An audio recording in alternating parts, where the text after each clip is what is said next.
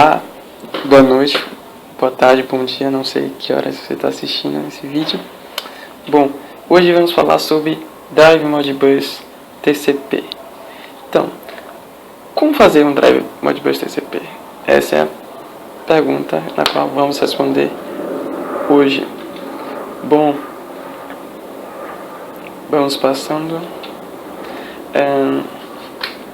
Aqui está o nosso grupo, está aí na tela para você ver. Não vou falar todos porque são muitos, passam vários minutos falando. Então vamos lá. Aqui está a nossa professora Juliana Carvalho, da matéria Redes Digitais Industriais. Passando nosso sumário, introdução aos subtemas, logo depois como implementar um drive, a pergunta, implementação e referências. Passando, bom, chegamos na introdução nessa parte que eu vou falar. Bom, vou falar sobre Modbus TCP. O que é Modbus TCP? Modbus TCP é a implementação do protocolo já bem conhecido Modbus, baseado em TCP/IP. Ela foi desenvolvida pela Modcom e a primeira versão do Modbus foi em 1979 e só então, logo depois, em 1999, é que foi criado o Modbus TCP, na qual simplesmente é um Modbus RTU, que é a primeira versão dele, com interface TCP, executada na Ethernet. Bom, o TCP/IP refere-se ao Transmission Control Protocol, Internet Protocol, que fornece um meio de transmissão para as mensagens Modbus TCP. Então, em resumo, o Modbus TCP usa o TCP e Ethernet para transportar os dados da estrutura da mensagem Modbus entre os dispositivos compatíveis. Essencialmente, a mensagem Modbus TCP é simplesmente uma comunicação Modbus encapsulada. Bom, é a mensagem Modbus encapsulada num padrão Ethernet TCP. Então, se configura assim. Ela se tornou popular porque ela tem uma grande abertura, simplicidade e desenvolvimento tem baixo custo.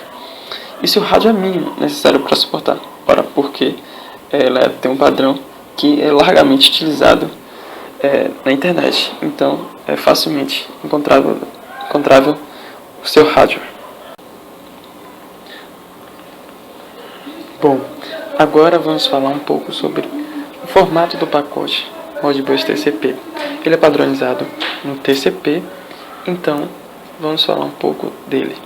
Bom, é formado primeiro pelo cabeçalho MBAP, que possui 7 bytes, e é atrelado ao PDU do Modbus.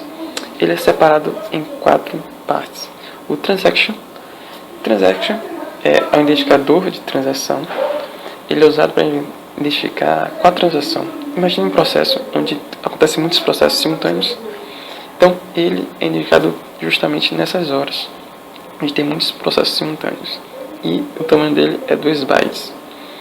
O segundo é o que identifica o protocolo Identifier, normalmente é o 0, que indica o Modbus, e o tamanho dele é 2 bytes também. E o Length, que faz a contagem de todos os próximos bytes. Ele fica responsável para informar o tamanho do pacote. E o tamanho dele é 2 bytes. E o quarto é o Unit. O Unit ele é utilizado para identificar o escravo remoto em uma rede Modbus RTU. E o tamanho dele é 1 byte só. E logo depois o Modbus PDU. E o tamanho máximo dele é 253 bytes. No total, é formada por 260 bytes, juntamente com o cabeçalho, né?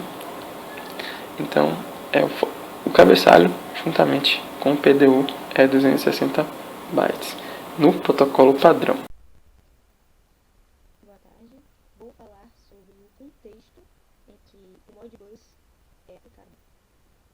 O protocolo Modbus é um protocolo de requisição e resposta que utiliza um relacionamento de mestre e escravo, onde um dispositivo deve iniciar a requisição e aguardar a resposta, e o mestre é responsável por iniciar cada interação. O mestre é uma interface homem-máquina, uma IHM, ou um sistema SCADA, que é um sistema que coleta dados em tempo real. O escravo ele normalmente vai ser um sensor, um CLP ou um CPA, que é um controlador programável de automação. O Modbus é um padrão simples e aberto, que pode ser modificado conforme as necessidades de uma determinada aplicação. É muito usado em situações onde uma única organização controla as duas pontas do protocolo, como uma comunicação entre uma CPA e um sistema SCADA. A organização quer garantir controle dos dois pontos do protocolo. Nós temos aqui um resumo do que eu acabei de falar. O Modbus é um protocolo aberto, é o meio mais comum para conectar dispositivos eletrônicos industriais, é usado para transmitir sinais de instrumentação e dispositivos de controle para um sistema controlador ou um sistema de coleta de dados. É usado para conectar o computador a terminais remotos e sistemas supervisórios de controle e aquisição de dados, é o sistema SCADA. E aqui nós temos uma fotinha que ilustra a comunicação entre o mestre e o escravo, sendo que o mestre é o computadorzinho aqui que faz um requerimento, uma requisição ao escravo, que é esse dispositivozinho aqui, que pode ser um sensor, CLP, e esse mesmo vai fazer a resposta, né, vai nos responder com os dados coletados daquela determinada situação. Funcionamento do Modbus. O Modbus TCP é uma implementação do protocolo TCP/IP. Ele utiliza uma pilha TCP/IP para a comunicação e adiciona ao quadro do Modbus um cabeçalho específico chamado de MBAP. O que significa MBAP? Modbus Application Protocol. O Modbus não acrescenta um campo de checagem de erros, porém, o Frame Ethernet utiliza o CRC32, tornando desnecessário outro campo de checagem. O cliente Modbus inicia uma conexão TCP com o servidor para poder enviar as requisições. E a porta TCP 502 é a porta padrão para conexão com os servidores Modbus TCP. Aqui nós temos uma fotinha que ilustra também, né, que é cliente e servidor. Temos aqui uma conexão, né, entre o computador, uma IHM, que são mestres, um PLC, que é um controlador lógico programável, que está instalado aqui com o nosso Modbus TCP, um servidor, porque é necessário ter um servidor para que o mestre possa fazer suas requisições. E aqui nós temos um controle e uma monitoração e controle de luzes, entre outros, que vai também nos trazer dados e informações. Esse aqui é basicamente um esquema de como funciona toda a ligação aí entre um mestre e escravo junto com o TCP. E ainda trouxe para vocês algumas vantagens e desvantagens do Modbus TCP. Como vantagens, ele tem muitas implementações disponíveis, é flexível, e a sua especificação está livremente disponível. E as desvantagens: alto consumo de recursos. Boa noite. Estou aqui para apresentar as vantagens de cada protocolo no Modbus TCP/IP. O Modbus RS-232, também conhecido como EIA-232, apesar de antigo, ainda muito utilizado, permite apenas um mestre e um escravo, com distância máxima de 15 metros, possui um método assíncrono, onde a identificação ocorre a cada nova informação enviada ou recebida. Possui esses dois dispositivos. O da esquerda é o DTE, utilizado em computadores, e o da direita é o DCE, utilizado em modems antigos. O CLP pode utilizar tanto um quanto o outro. Isso vai de acordo com o fabricante de cada CLP. O Modbus RS485 possui com variantes o RS422 e o RS423, ideal para distâncias maiores que 1 km. Surgiu da necessidade de ter uma comunicação a taxa de velocidade maior, além de possuir maior resistência a interferências eletromagnéticas, e pode se conectar a vários DTE. DTE são equipamentos de terminal de dados. Eles podem ou seja, se tiver uma estrutura com vários DTEs, podem se conectar a isso. Ou então somente a um DTE, sem a necessidade de modems, sem a necessidade de interferência de modems. A maior diferença entre o RS232 e o Modbus 485 é a questão da velocidade máxima e o alcance, que ambos, o RS232 possui bem menos alcance e velocidade do que o RS485. Olá, boa noite. O que é um driver? Né? Nós falamos muito sobre driver e drives, mas no conceito, o que significa um driver? Né? Ele nada mais é que um tradutor de informações. É um software que possibilita a comunicação do sistema operacional com o hardware ou um dispositivo que esteja ligado ao sistema operacional. Isso possibilita que o dispositivo funcione corretamente, certo? Ele, digamos assim, a grosso modo, eles traduzem os comandos que o hardware enviam para o sistema operacional.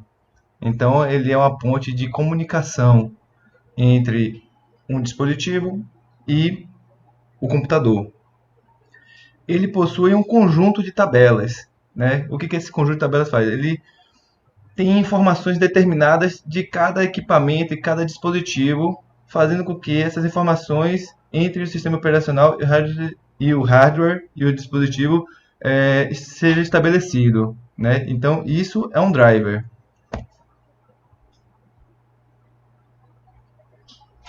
E, mais especificamente, para que serve um driver Modbus? Certo? Um driver Modbus, ele é um driver de comunicação, claro. Ele possibilita a troca de dados com equipamentos utilizados em indústrias, como, por exemplo, os inversores de frequência, os sensores, os CLPs e outros equipamentos utilizados nas indústrias. O Modbus também ele surgiu com uma forma de padronização desta comunicação entre diversos equipamentos. Cada fabricante tinha um driver próprio, um protocolo próprio. O Modbus ele buscou unificar esse diálogo entre diversos fabricantes.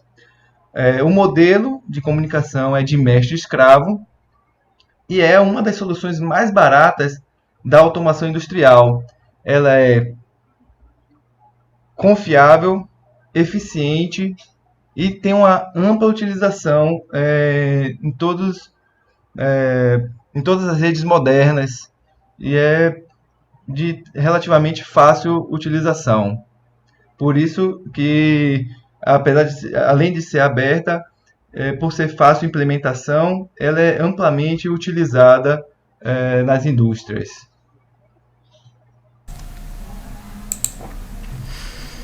Boa noite. Eu vou explicar mais detalhes sobre o datagrama Modbus TCP. Ele é composto pelo cabeçalho MBAP, que já foi explicado anteriormente, os códigos de função e os dados. Eu resolvi falar primeiro sobre os dados. Existem 4 tipos de dados e eles possuem até 9.999 endereços possíveis. Todos os dados são ou leitura ou leitura e escrita. Os dois primeiros, coils e discrete input, são valores para dados do tipo bool, verdadeiro ou falso, 0 ou 1, que vão descrever se algo está aberto, fechado, ligado ou desligado. Por isso só é necessário um bit. Os dois últimos, input register e holding register, são registradores de até 16 bits que serão usados para armazenar valores inteiros. Agora sobre os códigos de função. Códigos de função são códigos numéricos que irão organizar a comunicação entre mestre e escravo. Aqui estão alguns dos códigos mais comuns. Read coil status irá ler o estado de algum dispositivo do tipo coil. Read input status irá ler o estado de alguma entrada que pode estar aberta ou fechada, como a chave. Read holding registers vai ler algum registrador e read input registers vai ter como entrada algum registrador. Não existem só as funções para ler, existem também para escrever mensagens, como a write single coil status, que irá escrever alguma informação do tipo coil em um dispositivo. Write single register irá mandar alguma informação por meio de um registrador. Write multiple coil status vai mandar mais de uma informação do tipo coil. E write multiple registers vai escrever também mais de uma informação do tipo registers. Agora aqui temos o exemplo de uma mensagem em Modbus TCP. Em azul está a parte correspondente ao cabeçalho MBAP, com o identificador de transição, o identificador de protocolo, o tamanho da mensagem e o identificador da unidade. Em preto corresponde à parte do código de função em dados. Tem o código de função 03, que é usado para ler saídas analógicas em registradores. A mensagem referente ao primeiro registrador solicitado do endereço de dados e também a quantidade de registradores que foram lidos. Nesse caso foram 3, o registrador do 40.108 até o 40.110. Boa noite. Eu vou explicar um pouco do funcionamento quanto à estrutura de comunicação do driver Modbus TCP. Bom, aqui nós temos a estrutura da mensagem do driver, que é composto basicamente pela ADU, que é a unidade de dados da aplicação, e o PDU, que é a unidade de dados do protocolo. Bom, o PDU consiste basicamente no código de função e nos dados. O código de função é o código responsável por identificar que tipo de ação vai ser tomada pelo dispositivo. E os dados é a mensagem a ser transmitida. Bom, no ADU, nós temos dois campos adicionais além do PDU. Nós temos o endereço adicional, que é basicamente o endereço do dispositivo que vai manter a comunicação no driver, e a verificação de erro, para saber se essa mensagem está completa. Bom, aqui nós temos uma tabela breve sobre os códigos de funções do Modbus com uma descrição e limite. Essa tabela é só para exemplificação, porque eu vou entrar em detalhe nos próximos slides. Bom, nós temos os códigos 3 e 4 de leitura de múltiplos registros, o 16 de escrita de múltiplos registros, o 1 e 2 de leitura de múltiplos bits, o 15 escrita de múltiplos bits e o 20 e 21 com relação a registros de arquivo, tanto para leitura quanto para escrita. Bom, os códigos de função no driver Modbus TCP, eles são divididos em três classes: a classe 0, a classe 1 e a classe 2. Bom, na classe 0 são os códigos gerais considerados para o mínimo funcionamento do dispositivo Modbus, ou seja, são funções básicas que você consegue fazer todas essas funções no driver, mas que ainda são muito simplificadas. Bom, nós temos o código 3, que é a leitura múltipla de registros, e o código 16 para a escrita de múltiplos registros. A classe 1 é uma classe que compreende outros códigos necessários para acessar todos os tipos de modelos de dados, ou seja, é uma classe complementar à classe 0 que a gente acabou de falar. Bom, nós temos na tabela o código 1, que é a leitura dos coils, o código 2, que é a leitura de entradas discretas, o código 3, que é a leitura dos registros de entrada, o código 5, que é a escrita do código individual, o código 6, a escrita do registro individual, e o código 7, que é a leitura do status de exceção. Só que esse código 7 a gente só utiliza quando a gente está fazendo uma comunicação serial. Na classe 2, são os códigos de funções mais especializados, ou seja, são implementadas com menos frequência. Esses códigos eles são basicamente utilizados para dar mais flexibilidade na hora da comunicação, para ter uma quantidade de ciclos menor de requisição e resposta. Bom, nós temos o código 15, que é a escrita de múltiplos códigos, o código 20, que é a leitura dos arquivos, o código 21, a escrita dos arquivos, o código 22, a escrita da máscara de registro, o código 23, a leitura e escrita de múltiplos registros, e o código 24, que é a leitura FIFO. Essa leitura FIFO é basicamente o código, ele é colocado na estrutura FIFO, que a gente chama de First In, First Out. É uma fila onde o código que primeiro entra nessa fila é o primeiro a ser lido. Então, assim sucessivamente, ele mantém toda essa organização. Bom, a rotina de teste pelo slave é uma rotina de análise que o escravo vai fazer para identificar se esses códigos estão corretos, se a mensagem está definida bem, está bem definida, né?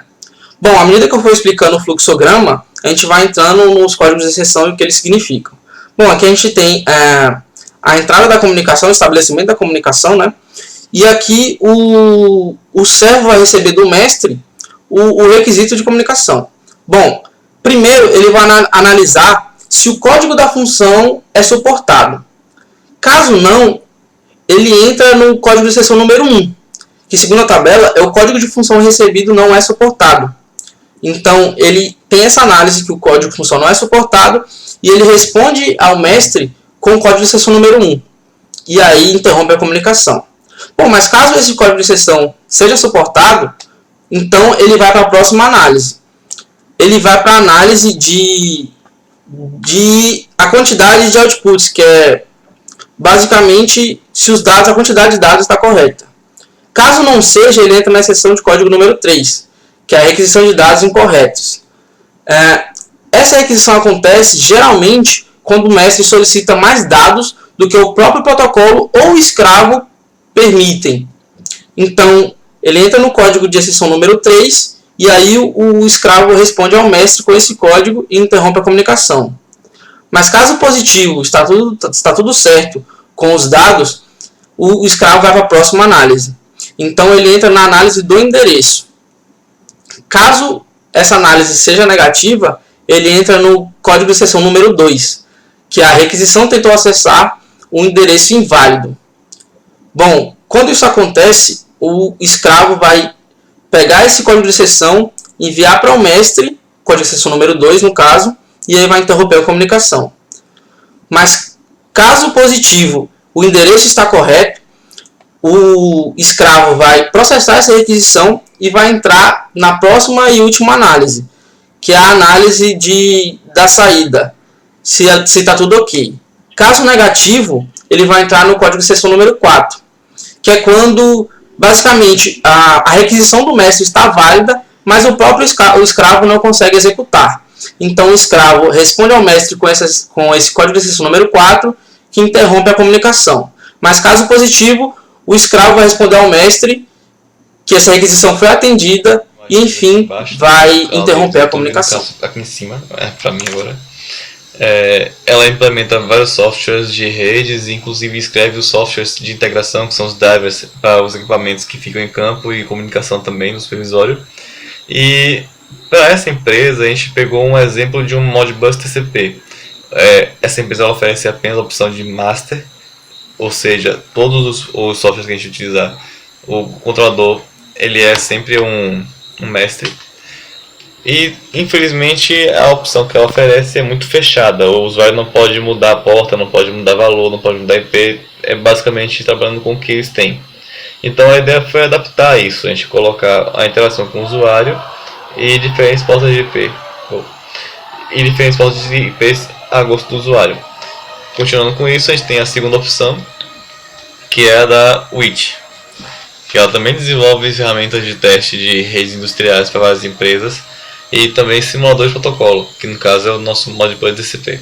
E a gente utilizou esse simulador para servir de slave para o master da Industrial Networks.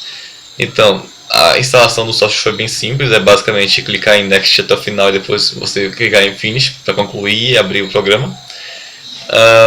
Então essa versão é o 7.0.0 e para configurar, como me mostrou aqui, é bem simples, basta clicar na opção de Modbus TCP e embaixo configurar a porta como 502, que é padrão do protocolo.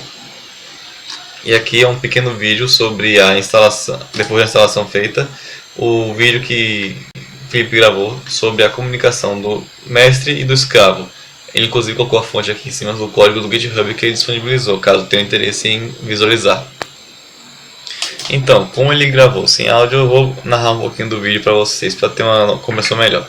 Primeiro ele abriu aqui o programa do master, ou do Modbus Slave, que é o da Witch, e definiu lá a conexão a partir do registro de chave, que é fornecida pelo usuário pelo programa da Industrial Networks.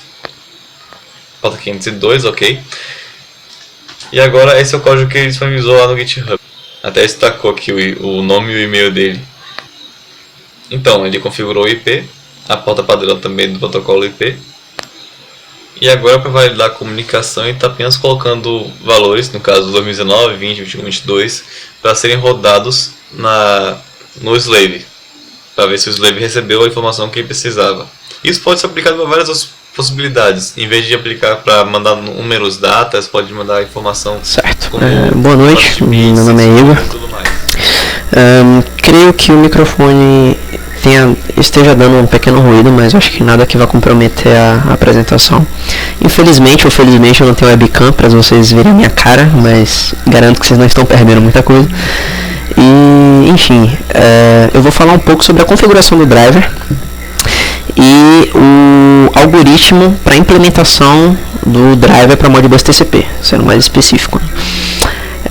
Certo, um adendo importante que eu tenho que ressaltar antes de toda explicação a seguinte é que a plataforma que nós usamos para poder fazer toda a modelagem, todo o estudo desse driver foi a plataforma da Eclipse.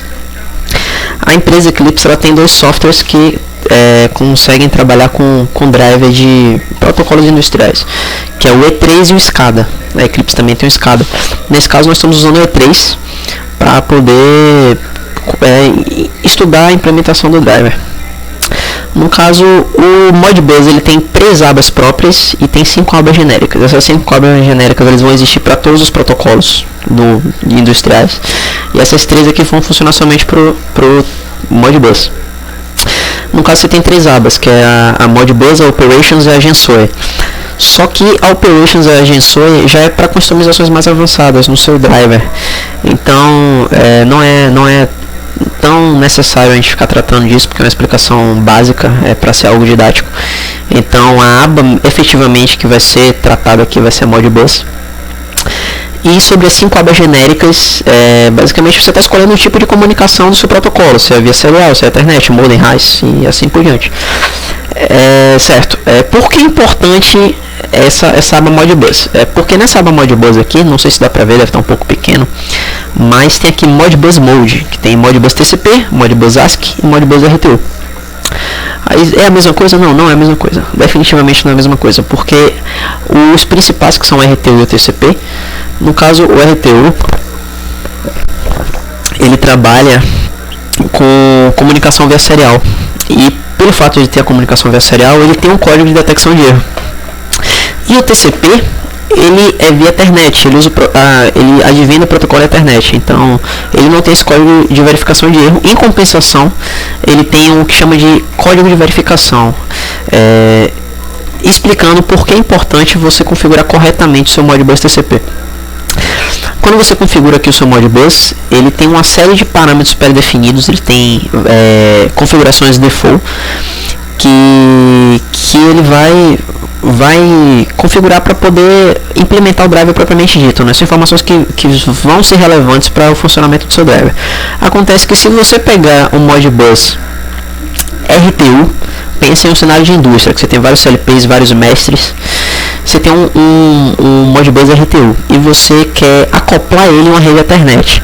Se você converter somente a comunicação de Ethernet, de serial para Ethernet, e você não converter o protocolo, você vai ter um protocolo RTU sendo tratado como um TCP. Na verdade, você vai ter um datagrama, você vai ter códigos, você vai ter informações, configurações RTU serial em uma rede de Ethernet. Isso dá muito problema, isso dá muitos problemas de compatibilidade. Então, aqui quando você configura, você já dá os presets. Então, nosso tema é TCP, a gente coloca TCP aqui. E no momento que você coloca isso, ele já gera essa tela para você. O que é essa tela? Essa tela é a tela do driver propriamente dito. Aqui vocês podem observar driver 1, que ele só tem um driver programado. Aqui vocês têm as tags, né? No caso, eu vou explicar as abas mais relevantes, as colunas mais relevantes para o driver. A primeira é a coluna de dispositivos. O que é que essa coluna de dispositivo é? Coluna de dispositivo, no caso, é o seu slave. Ele é o endereço, no caso é a tag do endereço no qual você está querendo se comunicar. Tem essa coluna aqui do item. Eu não vou falar muito dessa coluna do item porque tem um tipo de parametrização que chama parametrização por string. No caso, essa coluna é usada. Só que já que a gente não vai usar porque isso é uma coisa mais do mesmo, é outra forma de fazer essa programação. Acho que não é relevante a gente tratar disso a primeiro momento, pelo menos. E as colunas efetivamente que fazem o Modbus funcionar são essas quatro aqui, ó, a N1, N2, N3 e N4. O que é cada uma delas? N1 é um endereçamento. A gente vai ver isso com mais calma, mas o N1 é um endereçamento. No caso, de forma bem resumida, ele é um endereço do seu mestre. Não o endereço do seu mestre, mas é um endereço. Porque entenda que em uma rede industrial você pode ter vários mestres e vários escravos. Então você pode ter vários CLPs se comunicando em um sistema supervisório. E esse endereço aqui, no caso, é o endereço do equipamento. Então, se você tem 30 CLPs e você está usando CLP 1 e dentro do CLP 1 você tem o seu Modbus TCP, o endereçamento desse CLP, que no caso é 1, ele vai servir para esse PCN1 aqui, para referenciar todas as variáveis. Aí você tem esse segundo aqui, que é o N2. O N2 basicamente é a função em que você quer usar o seu Modbus. No caso, você tem as funções de leitura e de escrita, e a gente vai ver isso aqui com mais calma. Basicamente, você está solicitando qual tipo de variável você quer ler e a quantidade, né, o valor que você está querendo, né? Se você quer impor um valor, você quer receber um valor, isso é parametrizado nessa N2. Essa coluna N3 aqui, na realidade, ela não é indispensável para o funcionamento do driver. Esse N3 aqui tem configurações importantes, como por exemplo, tem um problema que quando você adiciona um sensor novo, você precisa configurar. E pensa, quanto maior for o seu sistema, você vai começar a ter problemas em relação a isso. Uma das funções desse N3 é você colocar endereçamento de preset. Então, quando o seu driver lê um dispositivo, no caso o CLP1, ele já vai, para todos os equipamentos que entrarem nesse driver, ele já vai configurar o endereçamento automaticamente, no caso para facilitar. Só que nesse caso, já que é para ser algo didático, mais informação, então acho que não seria interessante a gente tratar desse N3 por hora. E esse aqui talvez seja um dos mais importantes, que é o N4. N4 é um endereçamento de memória. No caso, ele é um endereço dentro do seu subsistema. É porque assim, esse N1 ele é um endereço enquanto indústria. Então é o seu CLP1, CLP2, CLP3. E dentro desse CLP você tem os escravos, né? Então esse aqui é o endereço dos escravos. Então aqui em um CLP você tem 10 sensores. Então aqui é 1, 2, 3, 4, 5, 6, enfim. Como você quiser parametrizar, né? Quase não sei. E essa aba aqui de variável, que é o mais importante, que é o que você está querendo efetivamente ler. E certo, basicamente isso aqui que eu estava explicando, né? Aqui basicamente passar por alto essa questão aqui. A variável N1, o parâmetro N1, ele é o parâmetro de ID do equipamento. Então, em um sistema, o Modbus ele funciona em mestre escravo. Então você pode ter até 247 escravos. Só que o Modbus ele opera um valor decimal de 1 byte, que seria 255. Só que ele vai até 247, porque de 248 a 255 ele é dedicado, é um espaço dedicado para o funcionamento do protocolo. E obviamente quanto mais dispositivos você tem no seu protocolo, mais lento é a sua rede, né? Aqui é o N2, aqui são as funções, a gente vai explicar isso aqui com mais calma. Basicamente nós temos entradas e saídas analógicas e digitais. De forma bem resumida, que eu acho que isso já foi tratado aqui inclusive, nós temos as funções de leitura e as funções de escrita. E dentro dessa função de leitura a gente pode ter dados de status ou dados de variável. Os dados de status são dados digitais, no caso essa leitura de bit, que chama de coil. Esse aqui só é um valor digital, né? É on off. E esse holding register, na verdade isso aqui está mal explicado na minha concepção, porque aqui está falando leitura de words. Não necessariamente é somente leitura de words, isso aqui é leitura de integer, leitura de words, single words, double words. Então qualquer variável analógica ele pode entrar nessa leitura aqui. E aqui, esse último código aqui, ele no caso é o começo, né, o cabeçalho da função, né? Mais pra frente a gente vai tratar isso aqui com mais calma também. E o N4, certo? O N4 ele é um endereço dos slaves. Então aqui você tem o endereço 1, 2, 3, 4 e aqui você tem os status, né? Os coils, como eu falei, são as entradas digitais, você tem on-off, e os registers são entradas analógicas, que você tem as informações efetivas, né? Aqui você tem a aba do equipamento, né? Dispositivo, aqui só tem um PLC no caso. E certo, o que eu estava falando do cabeçalho é que as coils, todas essas variáveis, elas vão de 0, elas vão de 1 até 9.999. O primeiro dígito, ele identifica qual tipo de função você está tratando. Então, você está tratando uma coil, uma register, se você está querendo ler, se você está querendo impor um valor, escrever um valor, né? Então, basicamente, se você tem um tipo de input register, o valor da variável, o espaço de memória não é 30.001, ele só é 001. O 3 ele só está identificando que tipo de variável é ela, né? Aqui nós temos o que chama de log, né, do driver log. Basicamente é um registro de todos os cálculos que foram feitos por driver e ele te retorna todas as comunicações. Aqui basicamente o TX é o mestre solicitando informação e o RX é o escravo respondendo, né? E a gente vai explicar isso aqui com mais calma também. E o que eu falei da parametrização por strings. As parametrizações por string, ao invés daqueles parâmetros N1, N2, N3, N4, são strings que você consegue sintetizar, você consegue resumir as informações pertinentes em uma tagzinha, uma string, efetivamente. Isso facilita a hora da programação, porém a parametrização por string não traz nenhum benefício em performance. Então tanto a parametrização por string quanto a parametrização numérica tem o mesmo efeito. Então nesse caso a gente vai se ater à parametrização numérica. Nesse caso aqui, só exemplificando o que se trata essa parametrização por string, nesse sensor aqui, quando ele fala aqueles entradas analógicas e entradas digitais, as saídas analógicas e saídas digitais. HR1, o que ele está falando HR1? Ele está falando holding register 1, ou seja, ele está falando uma variável do tipo holding register e em seguida está falando o ID, no caso o slave, no caso eu quero uma variável analógica do sensor 1, por exemplo. E aqui vocês têm as digitais, o SCL significa single coil, no caso é uma variável digital e depois é o ID, né?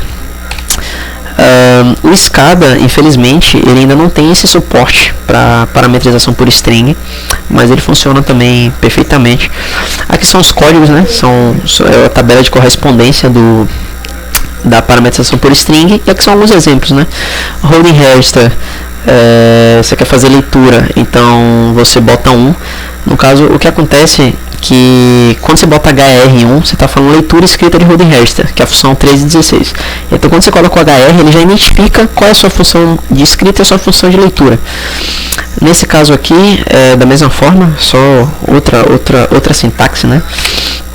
E aqui é interessante que você consegue escrever essa parametrização em hexadecimal. Então aqui seria 15, ele consegue botar F aqui, né? Certo. Nós construímos um driver e não era necessário, mas eu acho que enriquece a apresentação, deixa algo mais didático. Esse drive aqui, ele foi construído em Visual Basic e ele não foi construído na plataforma Eclipse, obviamente, mas por que nós fizemos isso? Porque a plataforma Eclipse, ela é uma interface para o usuário, então ela já tem todos os parâmetros pré-definidos e basicamente você só vai inserir as informações, vai fazer um algoritmo de implementação para poder funcionar seu driver. E através do Visual Basic, nós conseguimos editar absolutamente tudo do código, então nós conseguimos criar um driver e entender o funcionamento de forma mais satisfatória, né? Certo, eu vou passar um pouco rápido por esse assunto aqui que já explicaram, mas basicamente aqui em Showcodes nós temos as tabelas do protocolo, né? No caso ele está fazendo a correspondência da função com diríamos o algoritmo que essa função como ela deve ser interpretada, né? Então ele está falando que a função de leitura para 1 é uma coil, para 3 é uma holding register e assim por diante. Isso aqui, na verdade, ele está estabelecendo comunicação entre um TX e um RX. O mestre pergunta ao escravo e o escravo devolve essa informação. Já que nós estamos em Modbus TCP, o mestre ele faz a seguinte pergunta ao escravo. Primeiro, a primeira parte, a primeira tag é um código de verificação que a gente vai tratar mais à frente. Depois tem um ID, no caso é o byte do slave, mas entenda que esse byte do slave ele não é do slave propriamente dito, do slave do CLP. Lembra aquela situação que nós temos uma indústria 30 CLPs? Então esse ID aqui ele é o ID desse CLP.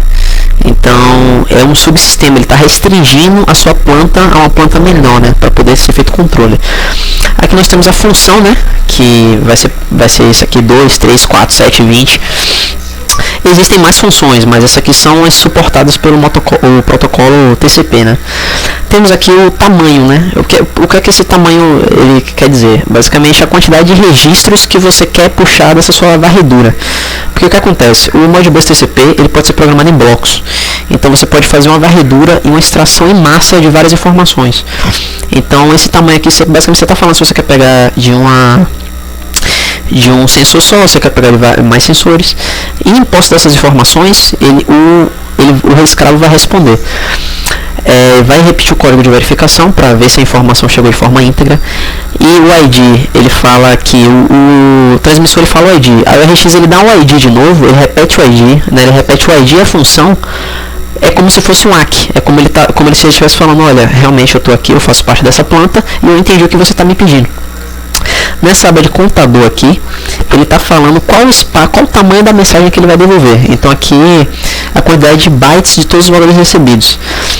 Aí você tem aqui valor, que é efetivamente o valor da sua variável, né? O que você quer passar para o seu mestre, para se devolver para o seu mestre. Certo, aqui vamos olhar o nosso driver, né, propriamente dito. Como eu falei, é um driver construído em Visual Basic. Só que não é porque ele é construído em Visual Basic que ele não é prático, que ele não é efetivo. Porque toda a plataforma Eclipse, tanto E3 quanto o SCADA, eles possuem comunicação com o formato CSV e com o formato TXT, no caso o separado por vírgulas e o TXT. E esses dois formatos eles têm uma comunicação muito fácil com o Visual Basic. Então você consegue fazer toda a parametrização do seu drive aqui e simplesmente importar no SCADA e implementar o seu drive na indústria, por exemplo. Então, resumindo, o que é que nosso drive consiste? Isso aqui é um sistema de controle, isso aqui é um reator. E nós temos um controlador que quer operar na função de regulador, ou seja, ele quer controlar o seu distúrbio. Aqui nós temos duas estratégias de controle empregadas. Nós temos medida a entrada, então nós temos um feed forward. Perdão. Nós temos uma medição na saída, então nós temos um feedback. E temos a medição do distúrbio, obviamente, porque nós temos um caso regulador, então é o que nós queremos monitorar, no fim das contas, é o distúrbio. E cada slave dessa tem a sua medição aqui, e essa medição está em função do distúrbio. Então quando você aperta o botão, quando você injeta distúrbio no seu sistema, você vê que esses números mudam, olha, os valores estão mudando. Claro que isso aqui é um exemplo esdrúxulo, é só para só para não tá respeitando nenhuma linearidade, é só para mostrar como funciona o protocolo, né? O driver no caso. Aqui estão os valores mudando, certo? Aqui são os parâmetros da planta, né? Que é o mínimo que você precisa fornecer de informação para poder modelar qualquer sistema. Então aqui o set point, a resistência e a capacitância. No momento que você gera o distúrbio, as variáveis vão respondendo, né? Aquela tabela que eu mostrei é basicamente essa tabela aqui, lá no E3, ele gera essa tabela. Essa tabela aqui, o que ele está falando, só está hospedado o driver 1, nós só construímos o driver 1, e nós só fizemos três slaves só para deixar mais didático, mas se você for observar aqui, ó, quando você altera, quando você adiciona, ele já renderiza novamente, e ele já absorve o novo sensor, né? Certo, o que é que está se tratando isso aqui? Isso aqui são as abas que eu já tinha explicado anteriormente. Dispositivo, no caso é o nome do mestre do seu subsistema, no caso o nome do CLP. Só que nesse caso aqui especificamente, esse dispositivo aqui, ele está falando o nome dos sensores. Porque já que a gente está em um subsistema, a gente não está tratando enquanto sistema supervisório. Ele está tratando dentro de uma planta de um CLP. Então o dispositivo aqui vai ser o nome dos sensores, né? Slave 1, Slave 2, Slave 3. Melhor deveria ser. E nós fizemos também um sistema supervisório, mas vamos explicar com mais calma posteriormente. Temos essa coluna de itens que nós não vamos usar dessa vez. Essa coluna aqui é para parametrização via string, né? Já que nós vamos usar numérica, não é necessário. Nós temos os parâmetros N1, N2, N3 e nós temos o valor. Esse valor aqui, esse drive aqui, ele tem que fazer a comunicação com o seu slave e ele tem que retornar o valor lido, né? Então vamos começar a programar esse drive aqui. Primeiro N1, o ID. Isso aqui nós só estamos usando um CLP, então ele já está setado como valor 1. Todos os sensores estão ligados ao mesmo CLP. N2, vamos fazer assim. Aqui, para testar, vamos usar uma variável, uma entrada analógica, uma saída analógica e uma saída digital, né? Vamos usar o código 1 e 3.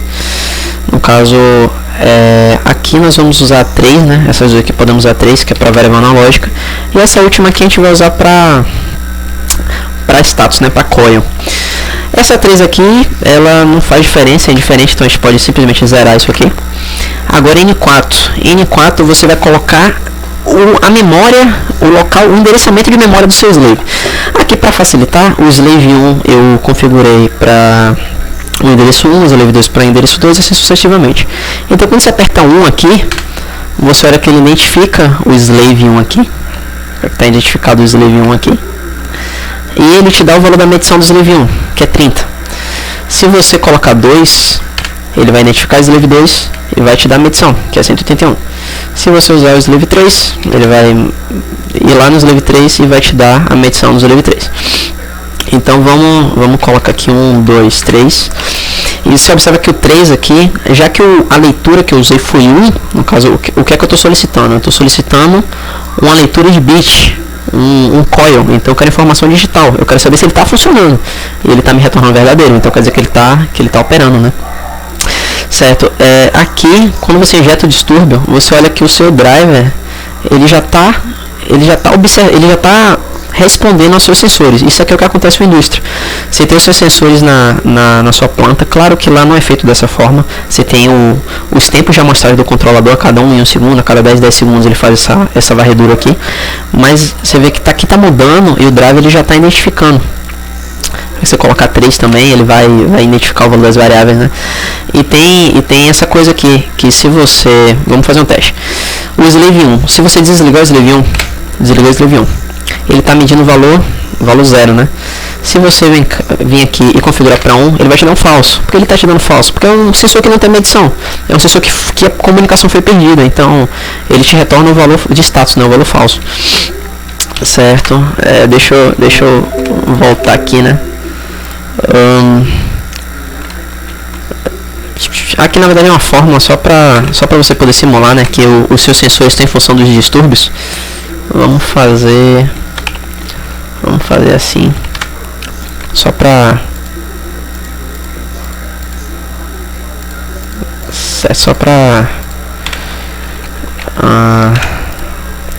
dizer que essa medição aqui não é só para fim ilustrativo, né? Deixa eu botar aqui mais certo. Ok. Perfeito, então basicamente esse aqui é o driver funcionando e nós criamos esse sistema aqui, ele é um supervisório. Então na verdade o seu driver do seu Modbus, ele está lendo os valores que estão no seu sensor, nos seus sensores, e ele está passando para a camada de controle. Essa camada de controle, em posse dessas informações aqui, que estão sendo geradas pelo driver, ele pode gerar um relatório para o sistema supervisório, que é basicamente isso aqui. Aqui, quando você atualiza, ele te dá os status dos seus sensores, das suas coils. Então, se você observar, os três estão ativos, porque os três sensores aqui estão ativos, e ele está te falando o valor de cada um. No caso aqui, ó, 21, 181 e 101 respectivamente, né? 101 aqui, se for observar aqui, ó. E essas informações, elas vão para o sistema de controle e vai poder ser feita o seu controle efetivamente, né? Agora, se você zerar isso aqui, como foi o caso, vamos copiar essa fórmula aqui para cá, porque eu não quero fazer ela de novo. Eu vou apagar aqui. Quando eu venho em gerar relatório e eu atualizo, vocês podem observar que o sensor 1 ele está em on, ou melhor, ele está com o botão desacoplado, ele está desabilitado, ou seja, quer dizer que ele perdeu a comunicação. E isso aqui, claro, é para fim didático, mas na indústria de fato ocorre dessa forma, né? Vamos copiar de novo para cá, certo? E aqui, aquele log que eu mostrei para vocês, ele está aqui. Nós criamos também um driver log. O que é que esse driver log aqui está falando? Basicamente ele está te dando as informações aqui, né? 14/6, a data. Aqui ele está falando o tipo de equipamento. Aqui é o TX e o RX. O TX, o que é que ele está falando aqui? Ó? Primeiro, aqui a gente pode voltar aqui, né? Primeiro é o CV, depois o ID, depois a função, endereço e tamanho.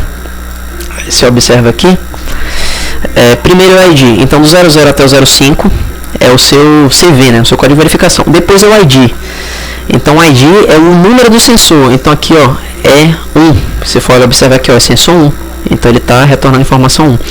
Depois, esse 03 aqui, ele está falando basicamente qual função ele está usando. Se for observar aqui, ó, aqui é a função 3, aqui é a função 3, e aqui embaixo é a função 1. Então se for olhar no driver log, aqui é 331. E esses restante de código aqui, esses 3 bytes aqui, esses 3 pares de bits aqui, eles são a informação do tamanho, né?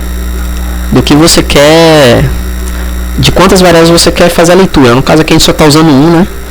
Então, agora, por que são 4 bytes? Porque se forem observar, lembra que você pode ter até 257? Então é o valor de 1 byte, que dá 255, mas enfim, isso aí já é particularidade do protocolo, mas por isso que tem 4 espaços aqui. Pronto, então o transmissor ele fez essa pergunta aqui, né? Aí o seu receptor ele vai falar a seguinte resposta. Primeiro ele vai confirmar o código de verificação, se for observar aqui é o 0505, ele está repetindo o código de verificação para ver se realmente a mensagem chegou de forma íntegra. Depois ele vai falar qual ID, ele vai repetir o ID, né? No caso, aqui é o sensor 1, então ele colocou 1, aqui é o sensor 2, ele colocou 2, aqui é o sensor 3, ele colocou 3. E depois, aqui embaixo, essas duas aqui, ele está falando qual é o tamanho da mensagem que ele vai disponibilizar para você. Então aqui, ó, o 15, ele está falando que ele vai precisar de 2 espaços, né? Dois caracteres, né? O B5, que aqui tem hexadecimal, ele vai precisar de 2. E o 1, ele vai precisar de 1. Por que esse sensor aqui foi 1? Porque esse sensor, ele está pegando uma variável booleana, ele está pegando 1 ou 0. Então, por isso que ele está retornando essa informação, né? Aí, se você fizer o seguinte, se você mesclar aqui, 3, 2... Número 2 aqui não, eu configurei errado. Detalhe. Nós estamos aqui usando as funções 1 e 3, né? Aqui, ó, função 1 e função 3. Então, se você colocar outra função aqui, ó, função 1, função 10, ele não vai ler o seu drive aqui não vai ler, né? Essa função aqui. Aí, certo.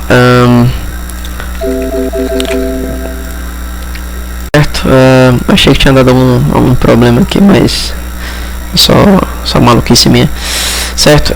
Então aqui, se você trocar o ID dos seus slaves, né?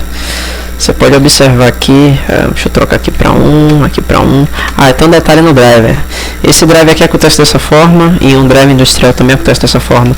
Se você tirar a informação, obviamente ele não vai reconhecer, né? Então, se você tem 3 IDs e você coloca 10, obviamente ele não vai reconhecer. Opa, deixa eu botar aqui. Se você está operando para as funções 1 e 3, se você coloca a função 20, ele não vai reconhecer também. Então, basicamente o driver é isso, né? Aqui no driver log deu um pequeno problema de compatibilidade porque eu arrastei essa linha, mas basicamente é isso, o driver é isso. E a apresentação já está muito extensa, eu ficaria brincando aqui a noite toda, mas eu tô com preguiça de voltar isso aqui pro local original da tabela, e é isso. Até mais.